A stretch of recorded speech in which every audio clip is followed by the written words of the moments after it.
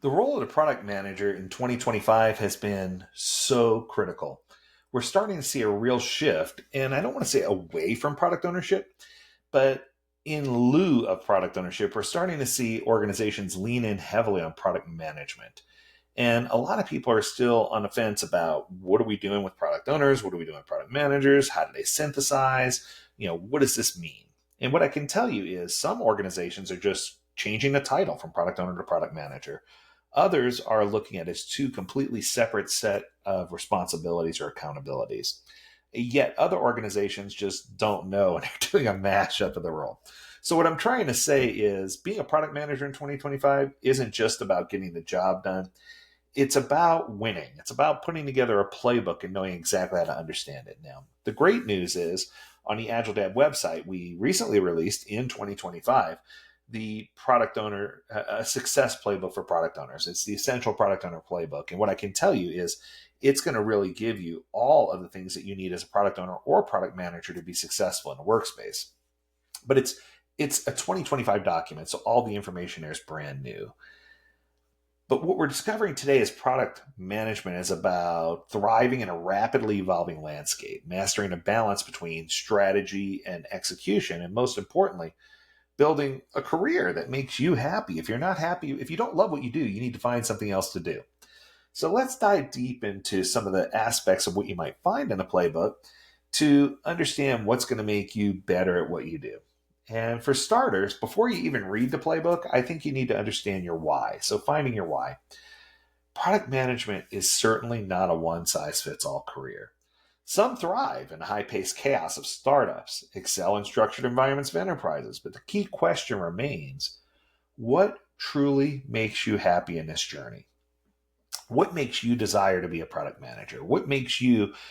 How do you find your sweet spot, if you will? And I think the key to doing that is to reflect on your peak moments. When do you feel the most alive in your role? Is it during a strategy sessions or when you're conducting customer interviews? Is it when you're crafting innovative solutions? What really elevates you to take things to the next level? And speaking of getting there, then you have to evaluate your values.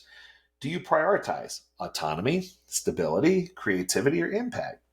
And how do those priorities guide you in your career path? You need to make sure you understand kind of the why behind what you're doing to make sure it is what you're going to be doing and make sure that you can thrive at it. The days of the generalist product manager are numbered.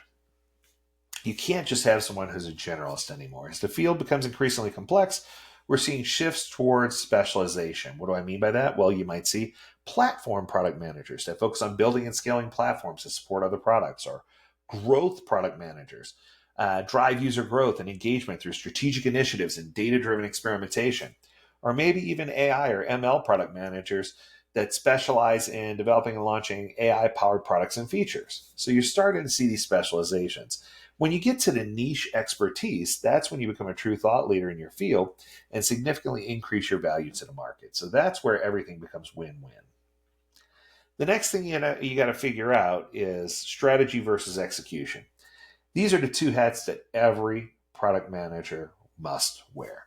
So the strategist hat. This is the big picture view. Where's the market heading? How does your product fit into a larger ecosystem? Wearing this hat means that you say no to distractions and keep your team aligned with that North Star vision and strategy that I always talk about in my classes. Next is the executor hat. This is where the rubber meets the road. Are the stories detailed enough? Are the sprint goals realistic? Execution demands relentless prioritization and the ability to unblock your team quickly if anything does happen. Finding the right balance between these two, though, could be challenging. It's not always easy. It requires a structured approach, a clear roadmap, and a relentless focus on prioritization of the backlog.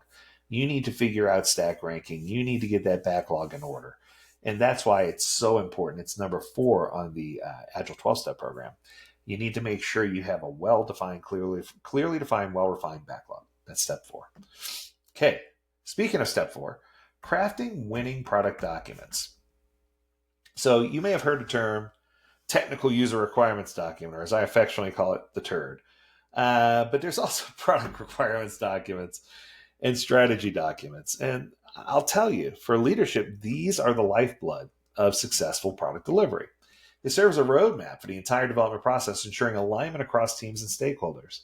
So, some tips for creating a compelling document: focus on the why. We talked about that. Use visuals, diagrams, user flows, mock-ups. This helps communicate complex ideas and gives people a "oh, I get it" kind of thing. Keep it concise. Avoid jargon, unnecessary details. Don't ever create a 250-page one. Keep it a couple of pages. Keep it simple. Keep it small. And I think if you can make it clear and concise, you're going to wind up being better.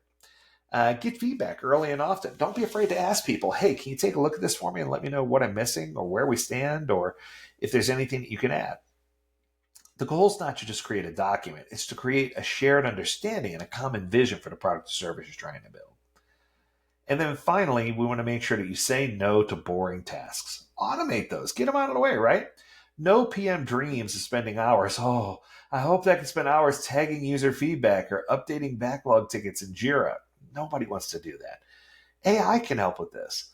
Customer insights. Tired of manually reading through feedback? Great. Tools like Dovetail summarize user feedback in seconds. Prioritization. AI-powered tools can now analyze data to rank features based on the strategic value, the consumer value, and the technology value. And then you can layer all that together and get an objective stack rank order backlog. Documentation. You can draft PRDs with AI tools and then add your human touch to make sure it's all correct and where it needs to be. When AI handles the repetitive stuff, it allows you to focus on the things that matter, like building game-changing products and services, which is what you were hired to do. So, in essence, the creator economy is booming. But does it have a place in product management? Absolutely. Building a personal brand as a PM can unlock new career opportunities, from speaking engagements to leadership roles. Start a blog or YouTube channel or a podcast with insights from your product management journey. Gotcha. Use platforms like LinkedIn to engage with the broader PM community. Teach or mentor others. Help solidify your expertise and their expertise. And I think that if you take those first steps and you just engage your audience and figure out how to do things, you're going to be in a much, much better place. I do encourage you to go to the download section on the AgileDad website and download our product owner guide. You will not regret doing that. It's got an evaluation scorecard. It's got some really cool things in there that are going to help you be the best product owner or product manager that you can be. That's going to do it. I hope you enjoyed this episode. If you have a topic you want us to discuss, learn more at AgileDad.com. We'd love to hear from you. As always, we encourage you to stay healthy, stay well, and stay agile, my friends. Until next time, do take care.